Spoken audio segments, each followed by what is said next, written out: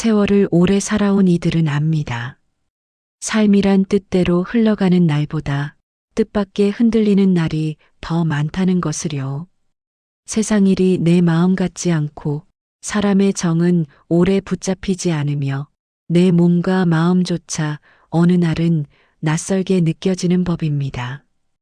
이럴 때 우리에게 정말 필요한 것은 거창한 성공도 아니고 대단한 지식도 아닙니다. 흔들릴 때 제자리로 돌아올 수 있는 마음의 힘, 그 한 가지가 우리 인생을 지켜줍니다. 그래서 옛사람들은 무슨 일이 와도 마음을 본래의 자리처럼 고요히 두라는 뜻으로 이 네 글자를 남겼습니다.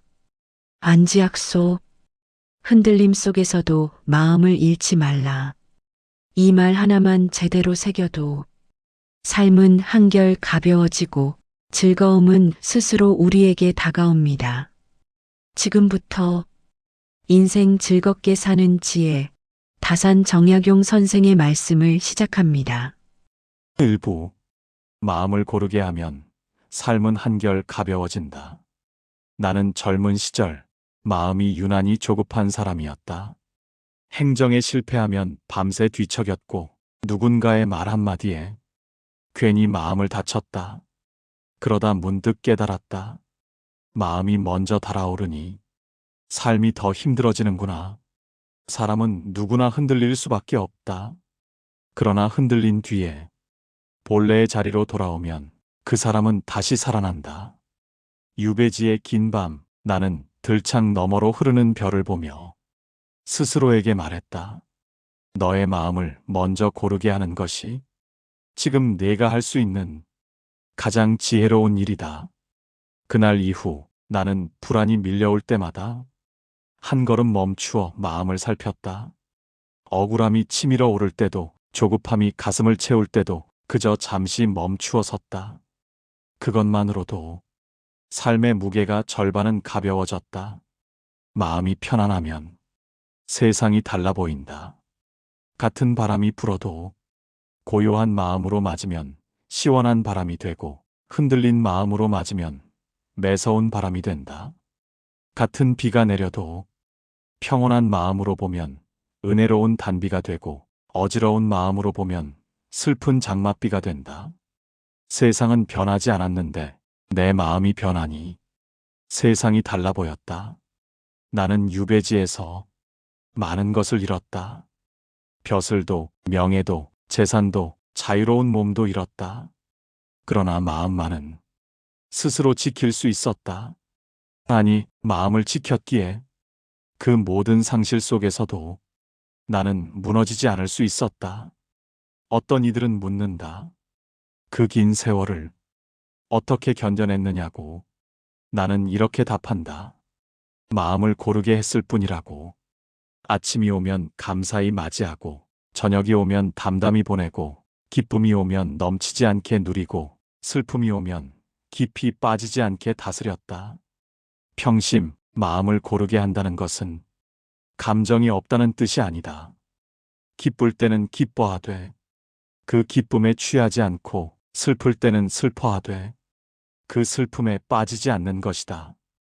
화가 날 때는 화를 내되, 그 화에 휩쓸리지 않고 두려울 때는 두려워하되, 그 두려움에 멈추지 않는 것이다. 마음의 주인이 되는 것, 그것이 바로 평심의 참뜻이다. 나는 이것을 깨닫기까지 많은 시간이 걸렸다.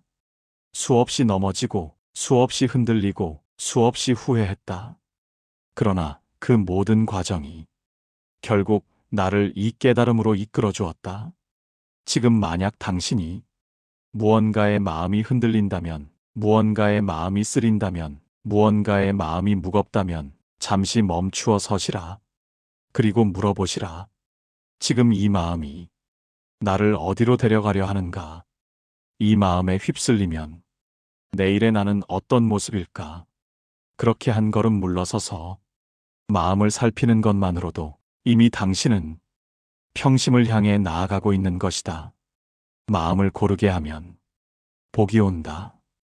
그 복은 돈이나 명예가 아니라 평안과 자유다. 그 평안과 자유야말로 이 세상 어떤 것과도 바꿀 수 없는 진짜 복이다. 나는 오늘도 이 네 글자를 가슴에 새긴다. 안지약소. 어떤 일이 닥쳐와도 마음을 본래처럼 고요히 두라. 이것이 내가 평생을 걸쳐 배운 인생을 즐겁게 사는 첫 번째 지혜다. 2부.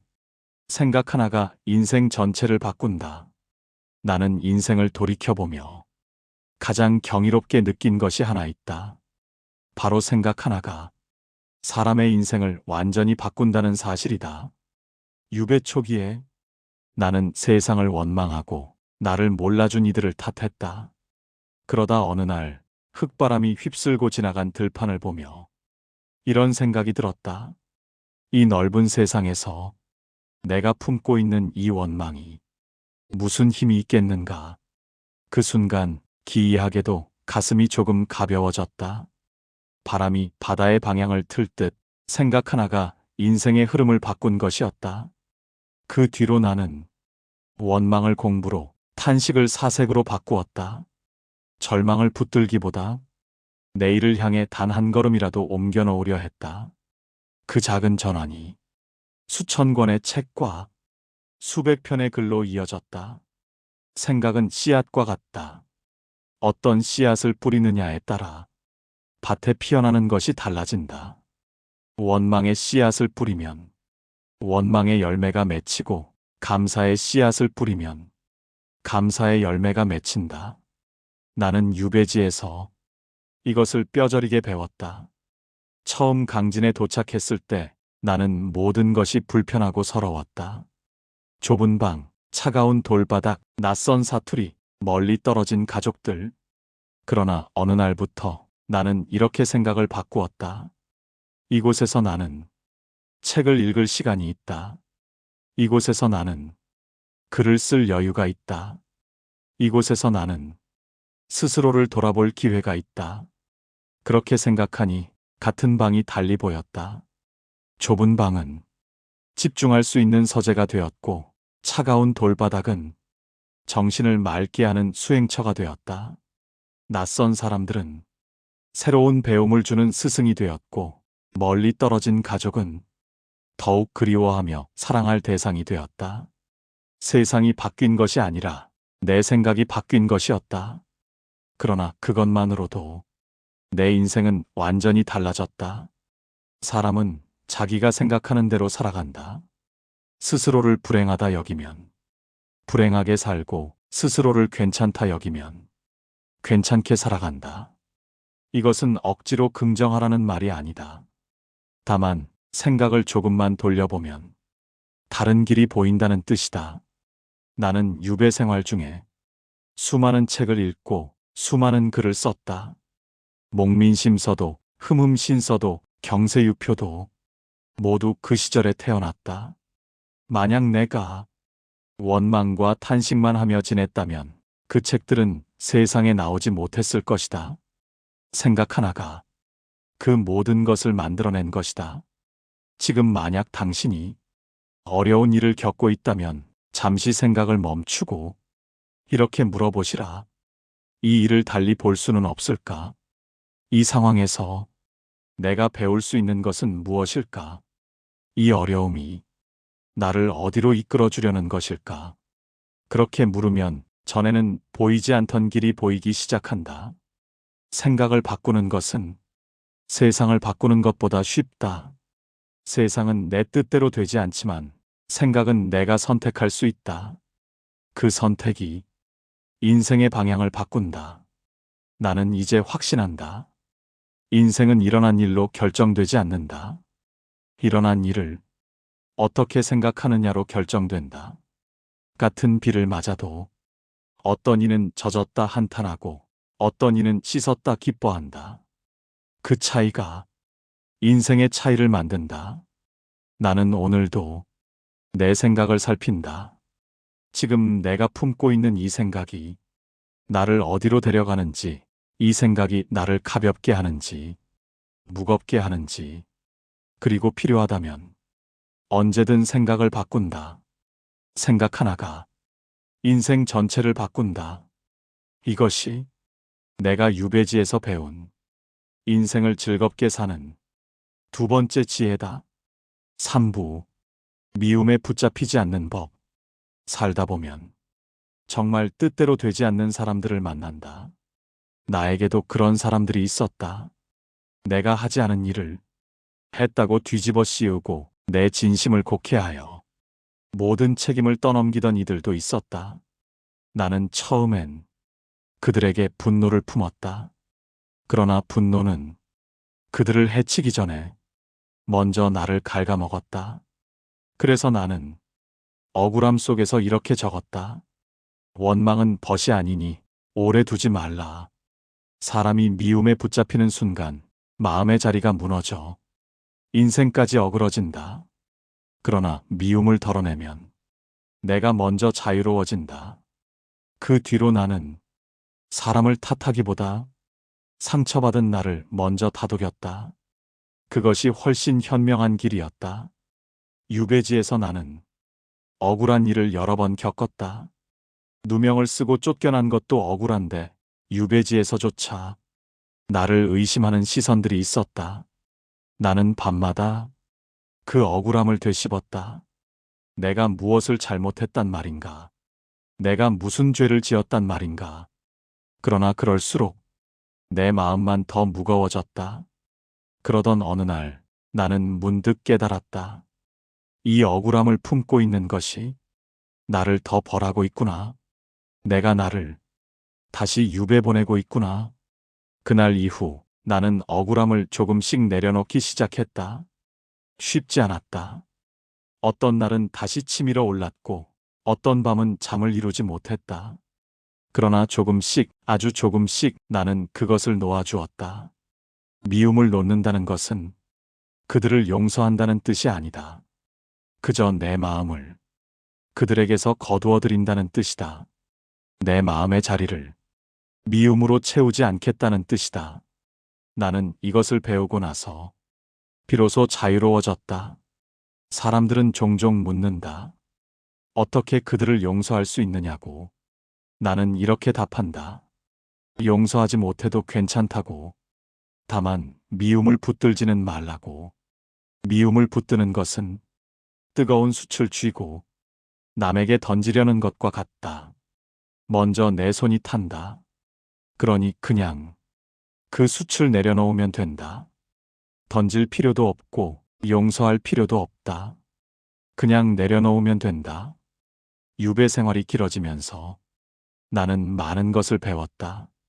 그 중에서도 미움을 놓는 법을 배운 것이 가장 큰 배움이었다. 미움을 놓으니 마음에 여유가 생겼고 그 여유 속에서 책을 읽고 글을 쓸 수 있었다. 만약 내가 미움을 붙들고 있었다면 그 많은 책과 글은 세상에 나오지 못했을 것이다. 미움은 우리가 생각하는 것보다 훨씬 많은 것을 빼앗아 간다. 시간도, 기쁨도, 평안도, 가능성도 빼앗아 간다. 그래서 나는 이제 이렇게 말한다. 미움을 품을 시간에 차라리 한 줄이라도 더 읽고 한 걸음이라도 더 걷고 한 사람이라도 더 따뜻하게 대하라. 그것이 훨씬 가치 있는 일이다.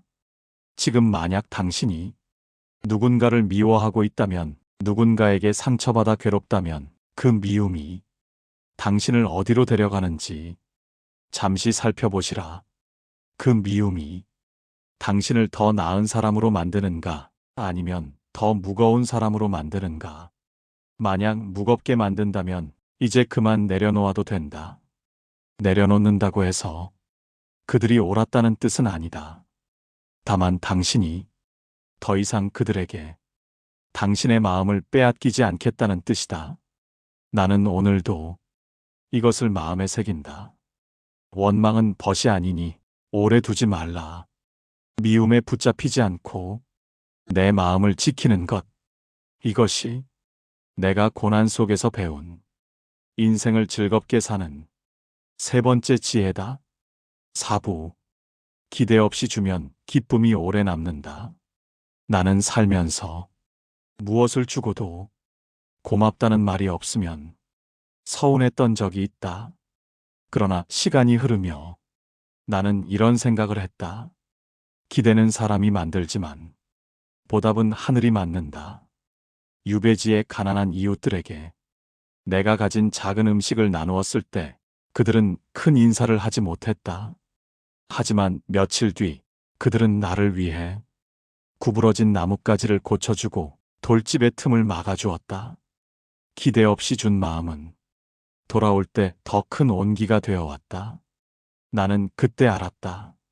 주는 마음 속에 이미 기쁨이 들어있다. 그래서 지금도 누군가에게 베풀 때면 그저 이렇게 생각한다. 이것으로 내 마음이 한 번 더 따뜻해지면 그것으로 족하다. 사람들은 종종 주고 나서 기다린다. 감사의 말을, 보답을, 인정을. 그러나 기다림은 때로 실망이 되고 실망은 후회가 되어 주었던 마음까지 쓰라리게 만든다. 나도 그랬다. 젊은 시절 나는 많은 이들을 도왔다. 글을 가르쳐주고 길을 알려주고 때로는 물질적인 도움도 주었다. 그러나 그들 중 일부는 내가 어려울 때 외면했다.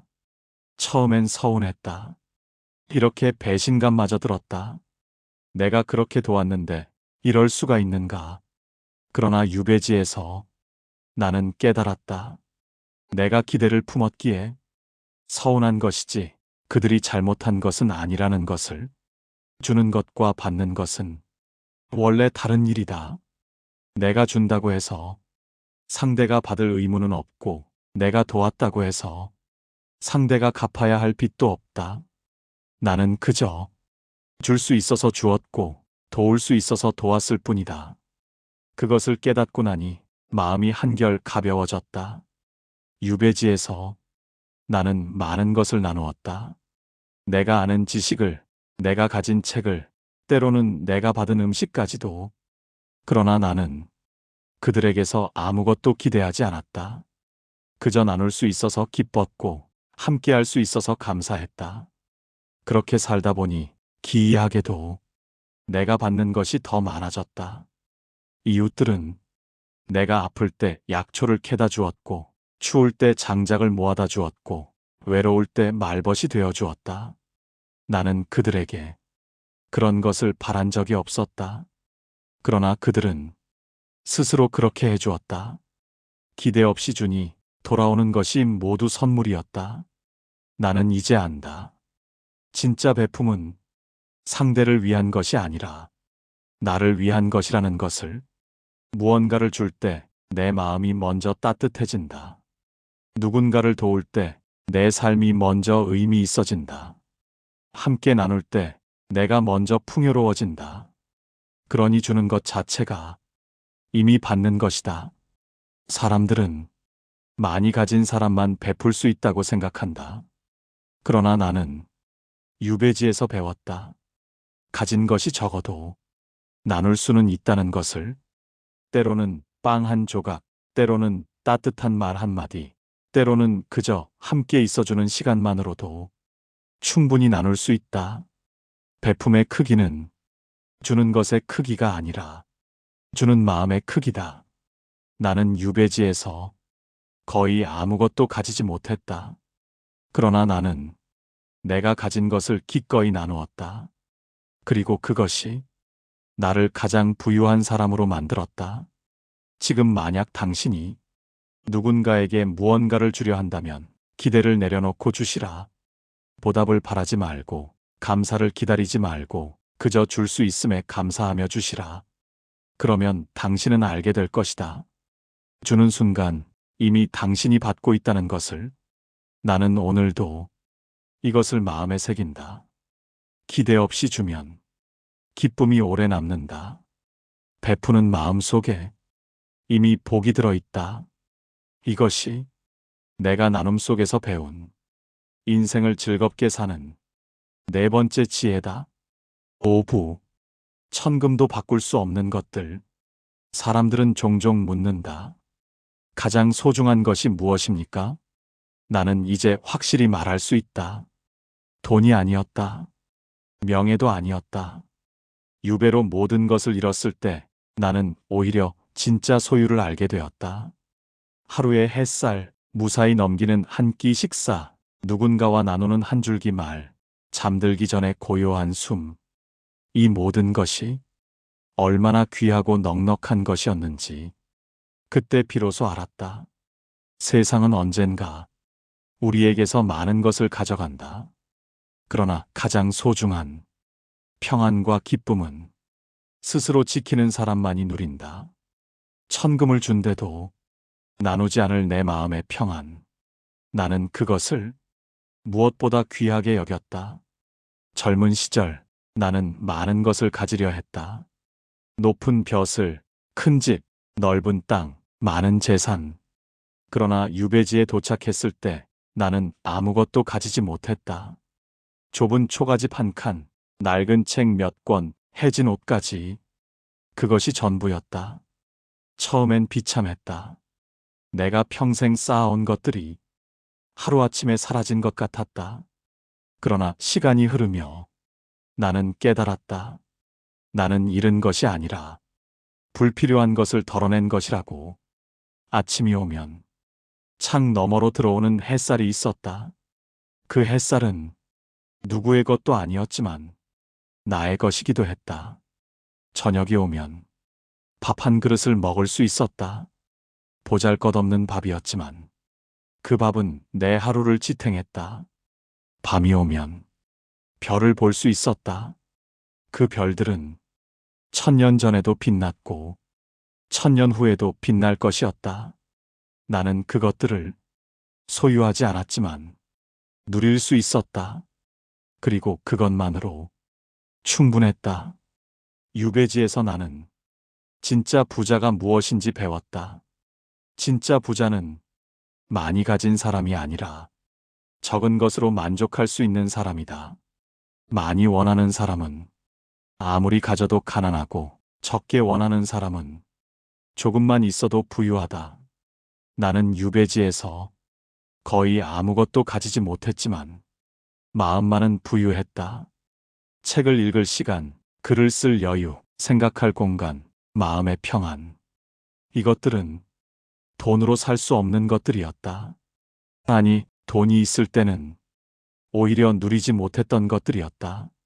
사람들은 잃을까봐 두려워하며 많은 것을 움켜쥔다. 그러나 움켜쥔 손은 새로운 것을 받을 수 없다. 나는 유배지에서 손을 펼쳤다. 가진 것을 놓았더니 오히려 더 많은 것이 들어왔다. 평안이, 자유가, 기쁨이, 깨달음이. 이것들은 내가 놓았기에 얻을 수 있었던 것들이다. 지금 나는 이렇게 말할 수 있다. 세상에서 가장 소중한 것은 빼앗길 수 없는 것이다. 햇살, 바람, 물소리, 새소리, 고요, 평안, 사랑, 감사. 이런 것들은 누구도 빼앗아 갈 수 없다. 오직 내가 스스로 놓치지 않는 한 사람들은 큰 것을 얻으려 애쓴다. 그러나 나는 작은 것을 지키려 애썼다. 아침의 평안, 하루의 감사, 저녁의 고요. 이런 작은 것들이 모여서 인생이 되었다. 천금을 준다 해도 나는 이것들을 바꾸지 않을 것이다. 왜냐하면 이것들이야말로 진짜 재산이기 때문이다. 지금 만약 당신이 무언가를 잃어서 슬프다면, 무언가가 부족해서 불안하다면 잠시 멈추어 당신이 이미 가진 것을 세어보시라. 숨 쉴 수 있는 공기, 걸을 수 있는 다리, 볼 수 있는 눈, 들을 수 있는 귀. 이런 것들이 얼마나 귀한지 우리는 너무 쉽게 잊는다. 나는 오늘도 이것을 마음에 새긴다. 가장 소중한 것은 이미 내 안에 있다. 천금도 바꿀 수 없는 평안과 기쁨은 스스로 지키는 사람만이 누린다. 이것이 내가 상실 속에서 배운 인생을 즐겁게 사는 5번째 지혜다. 육부, 나답게 사는 것이 가장 편안하다. 살다 보면 남의 속도와 나의 속도가 다르다. 남의 길과 내 길도 다르다. 그런데 사람은 자꾸 남을 바라보며 흔들린다. 나도 그랬다. 누군가는 더 빨리 승진하고, 누군가는 더 좋은 집으로 이사하고, 누군가는 더 많은 재산을 모았다. 그러나 유배지에서 나는 깨달았다. 나와 남은 비교할 수 있는 존재가 아니다. 나는 내 걸음을 걸을 뿐이다. 내가 갈 수 있는 만큼 가고, 내가 쉴 만큼 쉬면 된다. 나답게 사는 사람은 이미 절반의 평안을 얻은 셈이다. 그것이 내가 늦게 얻은 가장 큰 깨달음 중 하나다. 젊은 시절 나는 남들의 시선을 의식했다. 남들이 보기에 훌륭한 사람이 되고 싶었고, 남들이 인정하는 성공을 이루고 싶었다. 그래서 나는 남들이 가는 길을 따라갔다.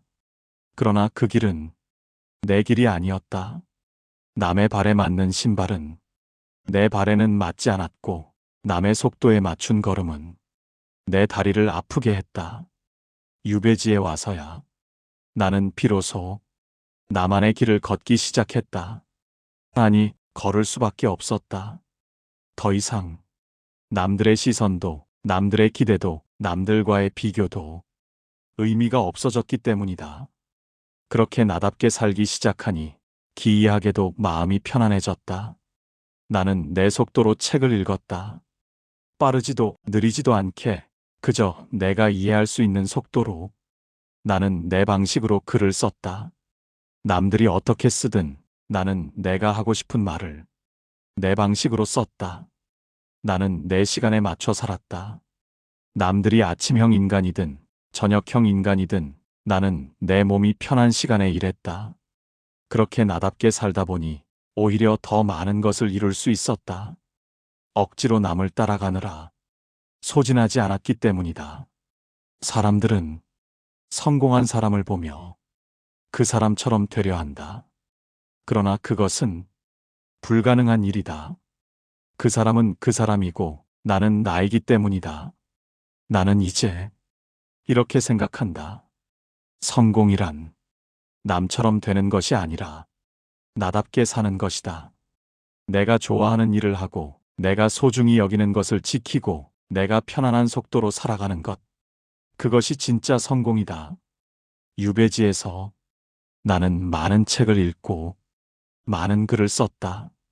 그러나 나는 누구를 따라한 것이 아니었다. 나는 그저 내가 궁금한 것을 공부했고 내가 하고 싶은 말을 썼을 뿐이다. 그렇게 나답게 한 것이 오히려 세상에 필요한 것이 되었다. 남을 흉내내는 것보다 나를 온전히 드러내는 것이 더 큰 가치를 만들어냈다. 지금 만약 당신이 남과 비교하며 힘들다면, 남의 성공을 보며 초조하다면 잠시 멈추어 서시라. 그리고 물어보시라. 나는 지금 내 길을 가고 있는가? 남의 길을 따라가고 있는가? 나는 지금 내 속도로 살고 있는가? 남의 속도에 맞추고 있는가? 만약 남의 것을 따라가고 있다면 이제 그만 돌아오시라. 당신만의 길로, 당신만의 속도로. 그 길이 비록 더디고 때로는 외로울지라도 그것이 당신을 진짜 행복으로 이끌 것이다. 나는 유배지에서 세상과 단절되었다. 처음엔 고통스러웠지만 나중엔 그것이 축복이었다. 남들의 시선에서 자유로워지니 비로소 나를 볼 수 있었기 때문이다. 나는 누구인가? 나는 무엇을 좋아하는가? 나는 어떻게 살고 싶은가? 이런 질문들이 비로소 의미를 가졌다. 그리고 그 답을 찾아가는 과정이 내 인생을 온전히 내 것으로 만들었다. 나는 이제 남과 나를 비교하지 않는다. 저 사람은 저 사람대로 훌륭하고 나는 나대로 괜찮다. 저 사람의 꽃은 저렇게 피고 내 꽃은 이렇게 핀다. 둘 다 아름답다. 다만 다를 뿐이다. 나는 오늘도 나답게 살려 한다. 남들이 뭐라 하든 세상이 어떻게 보든 나는 내 방식으로, 내 속도로 내 길을 간다. 그것이 가장 편안하고 가장 행복한 길이라는 것을 나는 이제 안다. 나답게 사는 것이 가장 편안하다. 이것이 내가 고독 속에서 배운 인생을 즐겁게 사는 6번째 지혜다. 지금까지 우리는 정약용 선생이 남긴 삶의 지혜들을 조용히 따라 걸어왔습니다. 험한 세월 속에서 얻어낸 그의 깨달음은 오늘을 살아가는 우리에게도 여전히 울림이 있고 위로가 됩니다. 삶이 힘겨울 때, 마음이 혼란스러울 때, 잠시 멈추어 마음을 고르게 하고 싶은 날에 오늘의 이야기가 당신 곁에 작은 등불이 되어주길 바랍니다. 앞으로의 하루가 조금 더 가볍고 조금 더 고요하고 조금 더 즐겁길 바랍니다. 이것으로 인생 즐겁게 사는 지혜를 마칩니다. 오늘의 이야기에서 작은 깨달음이라도 얻으셨다면 구독과 좋아요를 눌러주시고 주위 분들에게도 꼭 공유해 주세요. 당신의 한 번의 클릭이 누군가의 인생을 밝히는 작은 빛이 될 수 있습니다. 고맙습니다.